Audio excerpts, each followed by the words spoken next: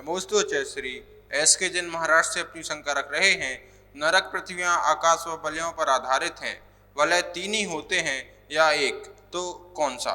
जो पूरे 3 लोक में 8 पृथ्वियाँ होती हैं, 7 अधोलोक में और एक सिद्धालय के में जो पृथ्वी होती है। इस प्रकार से 8 पृथ्वियों के नीचे 3-3 बात वलय हुआ करते हैं। तनु बात वलय, घन बात वलय, घनोदधि बात वलय, ये 3 प्रकार के बात वलय होते हैं, जिसके आधार से ये पृथ्वियाँ होती हैं।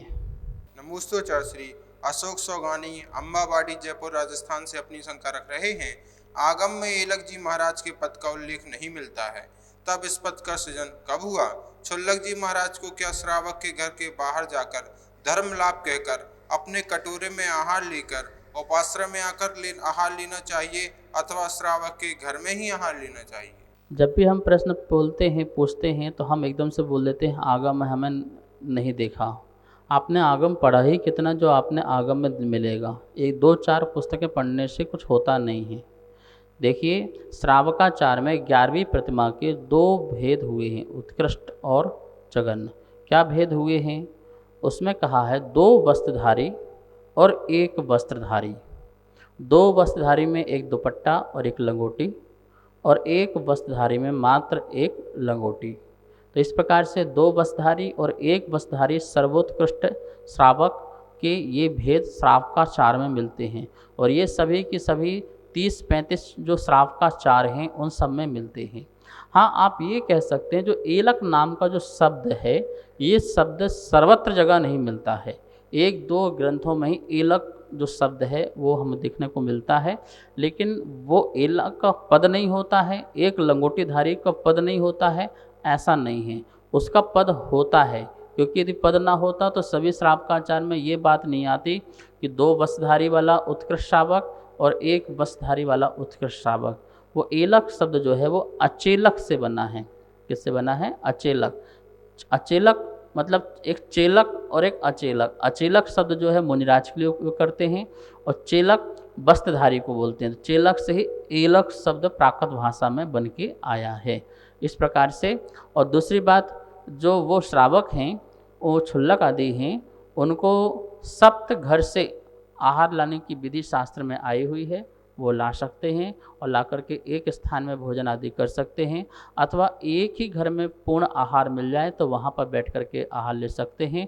वहाँ पर वो धर्म लाभ कह कर के वह श्रावक के लिए अपने आहार का संकेत दे सकते हैं। नमोस्तुते श्री दिव्यांश जैन जयपुर राजस्थान से अपनी शंका रख रहे हैं। किसी स्थान की एनर्जी किस यंत्र से नापी जाती है? किसी भी वस्तु, किसी भी व्यक्ति की एनर्जी नापने के लिए वैसे तो बहुत सारे उपाय होते हैं, पर आज के आधुनिक युग में बहुत सारे यंत्र बन चुके हैं। Aura scanner. ऑरा स्कैनर होता है कि किसी वस्तु का ऑरा कितना है, कितना नेगेटिव है, कितना पॉजिटिव है, उनके माध्यम से आप किसी भी जगह की, किसी भी कमरे की, किसी भी सामान्य की या किसी भी व्यक्ति के विचारों की भी वो ऑरा स्कैनर होता है, उसके माध्यम से आप नाप सकते हैं। और वैसे जो अपन शास्त्र के अनुसार आदि बोलते हैं, तो कोई विशेष चिन्ह होते हैं, उन विशेष चिन्हों के माध्यम से निमित्त ज्ञान से उस वस्तु की एनर्जी और आदि अनेक प्रकार के ज्ञान को हम प्राप्त हो सकते हैं।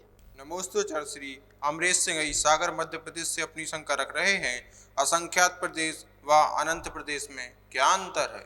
अनंत इनफाइनाइट, जिसको गिना नहीं जा सकता है, जो हमारे ज्ञान का विषय नहीं बन सकता है, जो मात्र और मात्र केवल ज्ञान ही जान सकें, वो अनंत है, वो अनंत प्रदेश।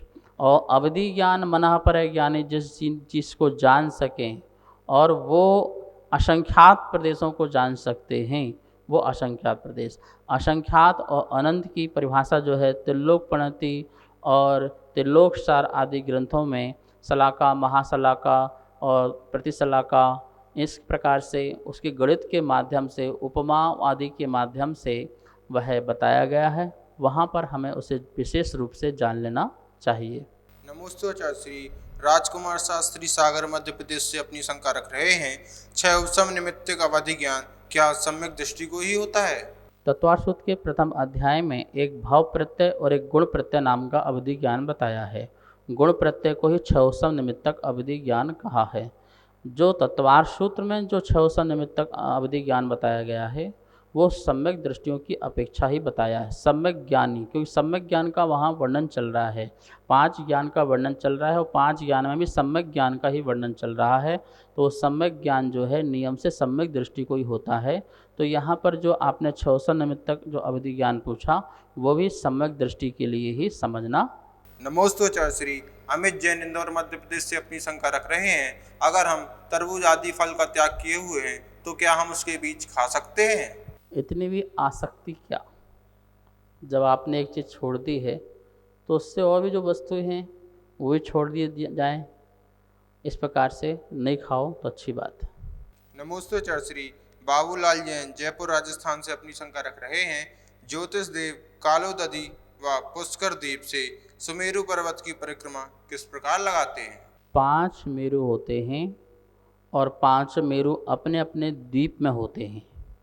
तो उस संबंधी सभी जो ज्योतिष देव हैं वो अपने अपने पंच मेरु में अपने अपने एरिया क्षेत्र में ही परिक्रमा लगाते हैं। जैसे जम्बू द्वीप का है तो अपने सुमेरु पर्वत और लवण समुद्र जो जम्बू द्वीप वाले जो हैं उसमें परिक्रमा लगाएंगे। और धाती खंड में 2 मेरु हैं तो वो अपने अपने मेरु के चारों तरफ इस प्रकार से परिक्रमा लगाते हैं। तो अपने अपने मेरु की परिक्रमा लगा कर के ही परिभ्रमण करते हैं, ये चाहे पुष्कर वाले हों, चाहे धातकी वाले हों, चाहे जम्बूद्वीप वाले हों। नमोस्तोचार्य श्री। गोपाल भाई गुजरात राजस्थान से अपनी शंका रख रहे हैं, मेरे पिता की मृत्यु शांति धारा कराते कराते हो गई। शांति धारा बीच में चल रही थी और मेरे पिता की मृत्यु हो गई तो शांति धारा बंद होनी चाहिए, कृपया कर शंका का समाधान करें। देखिए, ये सोच कितनी हमारी खतरनाक हो सकती है। यदि ऐसी बात होगी कि शांति धारा कराते कराते और पिताजी का देहांत हो गया और शांति धारा बंद करना चाहिए, तो फिर तो अस्पताल में कितने लोग मरते हैं तो सारे अस्पताल भी बंद करना चाहिए। हमें ये नहीं देखना कितने मर रहे हैं, हमें ये देखना है कितने लोग उससे जीवन दान ले रहे हैं। 100 मरते हैं तो लाखों जो हैं लोगों को जीवन दान भी तो अस्पताल से मिलता है। ऐसे ही शांति धारा जो है हमारे लिए निमित्त बनती है। हम यदि मैं बता रहा हूँ जो द्वारका में अभी 1 साल से अनवरत पारस चैनल के माध्यम से शांति धारा चल रही है, तो कम से कम अभी तक हजारों लोगों ने शांति धाराएँ करें और हजारों में न जाने कितने लोगों को लाभ मिला और 2-4 लोगों को लाभ नहीं मिला, तो इसके कारण शांति धारा बंद होना चाहिए। स्कूल है, स्कूल में 2-4 बच्चे फेल हो जाएं तो क्या 2-4 बच्चे फेल होने के चक्कर में क्या स्कूल बंद कर देना चाहिए? नहीं, ये सोच गलत है। इस प्रकार से हम भगवान का भक्ति करें, आराधना करें, शांति धारा करें, करवाएं और न जाने किस निमित्त से हमारे कार्य क्या हो जाएं, सिद्ध हो जाएं। तो इस प्रकार से किसी को दवा लग जाती है और किसी को नहीं लगती, अति पाप कर्म का उदय होता है।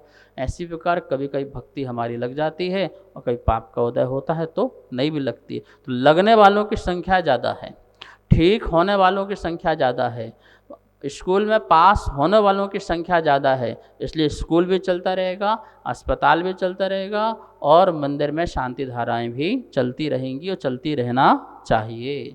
नमोस्तोचार्य श्री। रितेश चौधरी बाबई मध्य प्रदेश से अपनी शंका रख रहे हैं, अंतिम केवली कहाँ से सिद्ध हुए? श्रीधर नाम के अंतिम केवली हुए और जो कुंडलपुर दमोह से वो सिद्ध अवस्था को प्राप्त हुए हैं, उन्हीं का नाम ही अंतिम श्रीधर केवली मिलता है। सभी स्वाध्याय प्रेमी बंधुओं को सादर जय जिनेन्द्र। आगमधारा शंका समाधान निरंतर पारस चैनल पर प्रसारित हो रहा है, जिसके पुण्यार्जक बनने का लाभ आप सब प्राप्त कर सकते हैं, जिसकी राशि 1 दिन के लिए 2100 रुपये और 1 महीने के लिए 11,000 रुपये की राशि रखी गई है। आप नीचे दिए नंबर पर संपर्क कर सकते हैं। आपका नाम पारस चैनल पर प्रसारित किया जाएगा। जय जिनेन्द्र।